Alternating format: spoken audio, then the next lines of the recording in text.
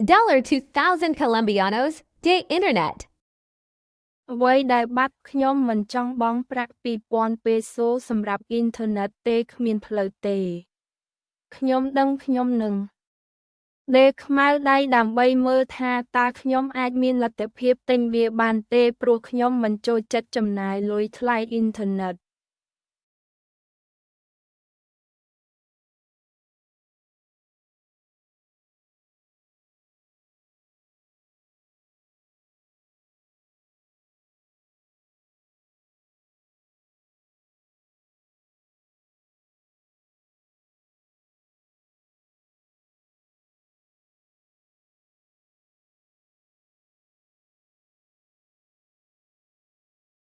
ដេកខ្មៅដៃដើម្បីមើលថាតើខ្ញុំអាចមានលទ្ធភាពទិញវាបានទេព្រោះខ្ញុំមិនចូលចិត្តចំណាយលុយថ្លៃអ៊ីនធឺណិត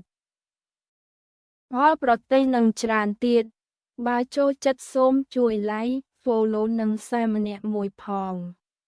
ជួបគ្នាឆាប់ៗនេះ